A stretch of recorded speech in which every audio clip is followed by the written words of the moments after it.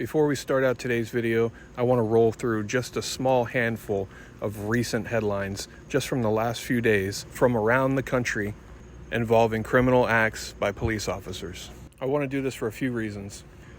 To the people that say just obey, just do whatever they say because they're a cop, this should act as either a reminder or a wake-up call that just because they're a cop doesn't make them a good person, and it doesn't mean they're doing the right thing.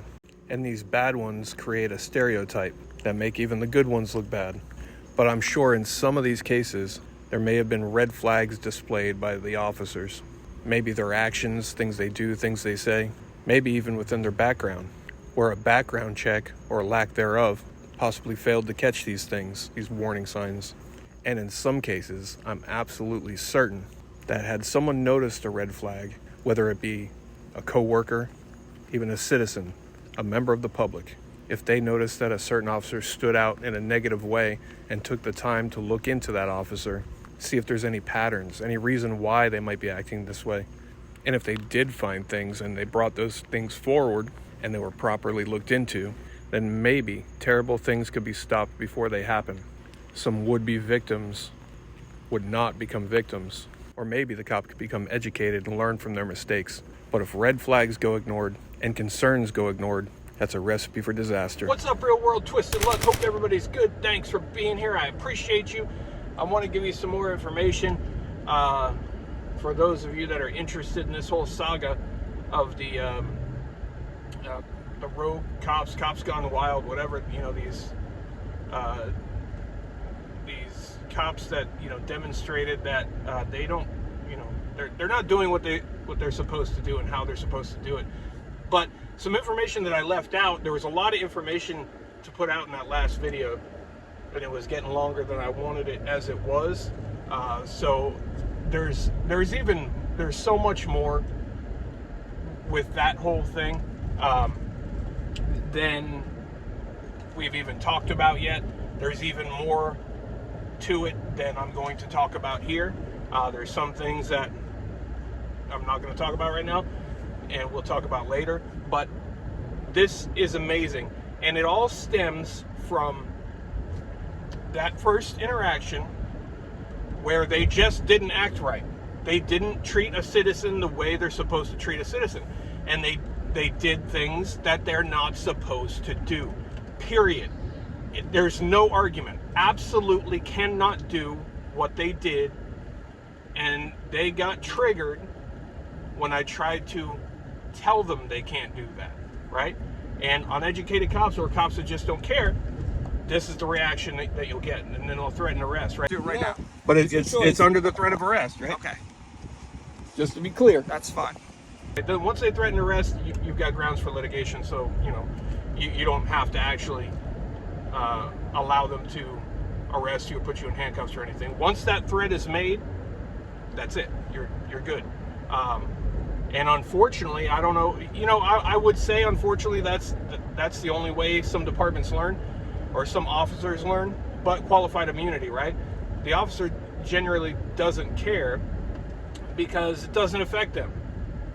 They're not paying for it. Guess who's paying for it? We are paying for it, right? So they don't care. The taxpayer's not. The department, the taxpayer, or the cop and the department, they're not paying. The taxpayers are paying for it. So generally, they don't care and don't learn anything, right? So that's unfortunate. And I really genuinely thought that since conversation didn't work, conversation triggered the public servants, the next step would be what I did, right? Write out a complaint. It can be addressed there. But then it's ignored. The complaint is wiped away and completely ignored. Nothing in it even was referenced in the response, right? But we started looking back into some of these cops, right? And one of them, Kyle Walker, he's just a brand new baby cop, like I said, not even 6 months. And it's troubling that already that's the attitude that he's got. That's a huge red flag, right? And that was, most other cops, well, good cops anyway, also hate cops like that. Because they know they make them look bad, they make them look stupid, they make them look silly. And whether he knows it or not, other cops don't like him. Well, not all of them, because there's others like him, but some other cops don't like him because of the way he acts. I don't know if it's because he's brand new and it's kind of like a little puppy, that starts barking at the big dog, trying to, show, hey, I could do this too. Maybe it's something like that. I don't know. But so he's brand new, and we got some issues there because he's acting like that and he's brand new and he's violating rights, and he seems to not even understand it. If you heard, he refused to listen in that initial encounter, which link is in the description of all these videos to that initial encounter. Just talk, no, I'm not going to listen to you. I'm not going to listen to you. When I was trying to explain to him, since he missed it in training, I guess, that there are certain things you have to have before you can demand identification from somebody. And he, doesn't understand that. And if you can hear him through, they both were talking at the same time, but they both were talking at the same time over me. So it's three of us at the same time. They were escalating and I was trying to de-escalate. But you can hear him say, when I said what, because he said, or one of them said, they do in fact suspect me of committing a crime. Okay, what's the crime? Kyle says there was a disturbance. Did I commit a crime? We are investigating. I'm suspected of committing. Yes, What crime do you suspect me of committing? Let's not do this. No. I just want to know what crime. So either what's gonna happen? So he is of that mentality that you see videos of sometimes. That's like, it should be embarrassing, but there are some cops that believe. I don't know if they, just slept through training or skipped that part, or they're not trained enough on it, or what the deal is. Some believe that just because they got a call, let's say you're walking down the sidewalk and someone calls the police and says there's a suspicious guy or girl walking down the sidewalk. You're not doing anything. You're not committing any crimes. You're on a public sidewalk. You're just walking. For some reason, some Karen thought you looked odd and called the police. The police come out. Cops like that think that they can demand your identification because they got a call, and they think that they can arrest you if you do not. And a lot of people don't know that. That's the problem. A lot of people don't know that, and they just bend over and say, oh, I'll give you the ID. They want the ID. They want to run your name. They want to document, who they talk to, and what they do too. They'll go back, and if a crime was committed in that area, they'll say, oh, hey, look, I was out with this person walking down the sidewalk in that general area. Let's put their picture in a photo lineup. And then what if you get a witness that really didn't witness anything and just picks somebody and picks you just because you did nothing wrong walking down the sidewalk and a cop violated your rights? People have to know your rights, and you have to use them. It's also annoying to see comments, not just on my channel, but any type of video like that. I don't understand why you just won't do what they say. Are you, in 30s Germany? You understand that we are in the United States of America, right? Where rights are being stripped away all the time, and if we don't use them, we lose them. We do not just obey. We don't just obey. When you're doing nothing wrong, you have rights. You stand up for your rights. And to those people that have that mentality, that just do whatever they're told, right? Those are the ones that walked around like this for months and took it on, put it on. Took it off, put it on, took it on, put it on. Depending on what the TV said, those are those types of people, right? For you, the rest of us that do stand up for our rights are doing it for you too. Is it really worth the hassle to protect all of our rights, including yours? Yeah, it's kind of worth the hassle. We kind of have to, because if everybody has that mentality, we will all be getting stopped and our papers will be demanded of us as we walk down the street, right? We're surveilled everywhere, right? And we have some people with the mentality, just do whatever they say. They're the police. No, they're just a person with a different uniform on and a different name tag. They're no different than you. They have no authority over you.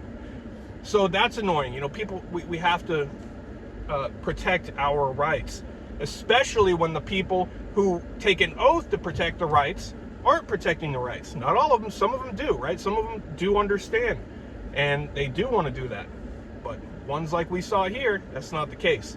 Now, the other cop, Shadrach King, there's red flags there too. He has been at more different employed at different police agencies than he has years of experience as a cop. He seems to bounce around pretty quickly from department to department. And looking into the history of some of these departments, what they've said about him and discipline and things like this, and we're going to, for those interested, everything's going to be put together, and you'll get links to it or whatever on another channel, or I don't know how it's going to happen yet, but you'll be able to see everything. His history is alarming. So then it raises the question, who the hell hired this guy with this history, right? There's so many things. He shows a pattern that he doesn't learn from his mistakes. He is told the same things over and over and over, but continues to still do the same wrong things. And when it gets too hot at the department he's at, he jumps ship and goes to another one. There is a statement from one department that he applied at before he was hired at this one here where he's at now. They said they did not hire him based upon the background check because of what they found in the background check, which is all public record, right? Everybody can look at it.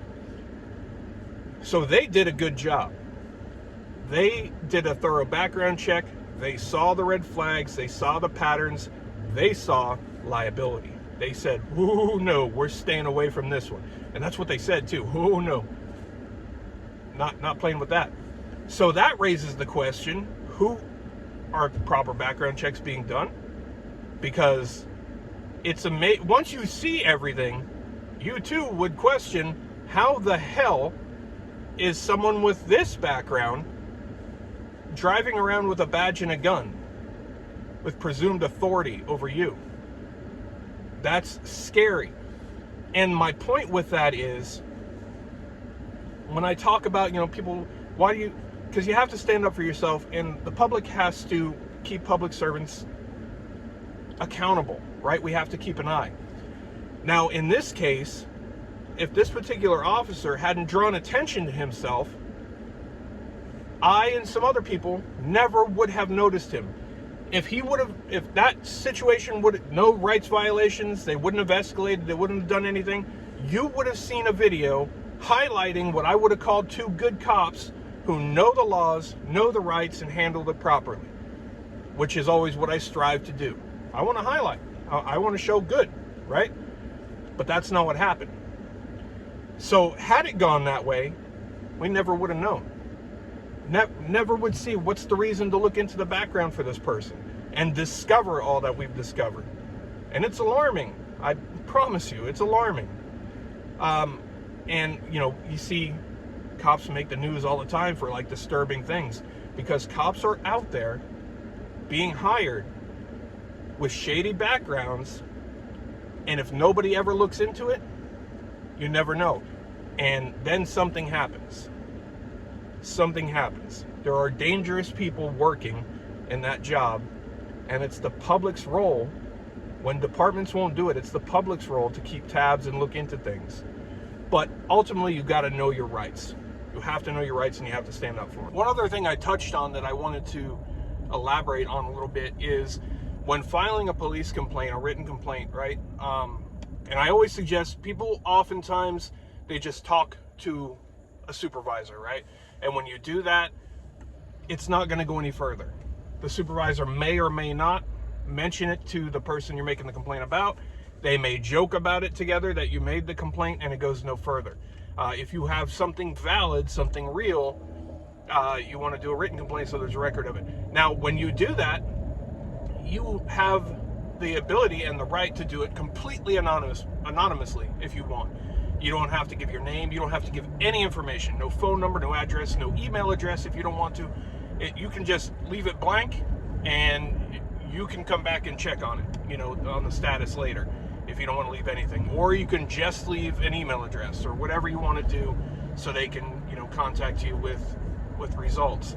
And in this case, I mentioned that I did file it anonymously, and a lot of people want to do that out of fear. That wasn't the case that I did it, but fear of retaliation, which, you know, that already started anyway. But they're afraid, and that's a shame that we're in a time where people are afraid to do that because they're afraid the police, who are public servants to serve the public, protect and serve, they fear that they will retaliate for pointing out that they've done wrong. That's, you know, it's scary times that you have to even think like that. But regardless of the reasoning, you have the right to make it anonymous, right? So I did that. The only bit of information I gave was an email address for an email that I use for doing these sorts of things, and that was it. And I was very curious if I did that because I was curious if they would ignore that and just start using my name, right? So in the complaint response letter, you know, the one that made no reference to the actual complaints, it said Dear Twisted.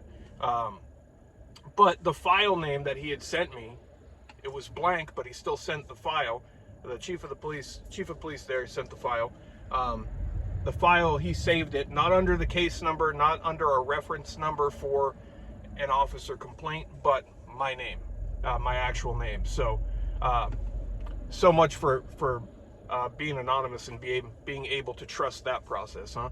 And I do these things to demonstrate what goes on and to let people know, right? And let people know what to watch out for, what to keep in mind. So that's that. There's more to come. Stay tuned. I know some of you don't care about that type of stuff. That's why, you know, a lot of this is going to go on another channel, but just want to keep you posted. And there was more I wanted to add to that. Know your rights. Know your local laws wherever you live in the states, right? Don't look at a YouTube video and then go out and do whatever that person is doing where you live. Know the laws in your state, right? And there is no stop and ID state. I hate when people say that. This is not a stop and ID state. There's no such thing as a stop and ID state. They always have to have a reason to ID. But people have to know the rights and be confident enough to use them and protect them. Thanks for being here. I appreciate you. Twisted Luck Truth. I'll see you soon.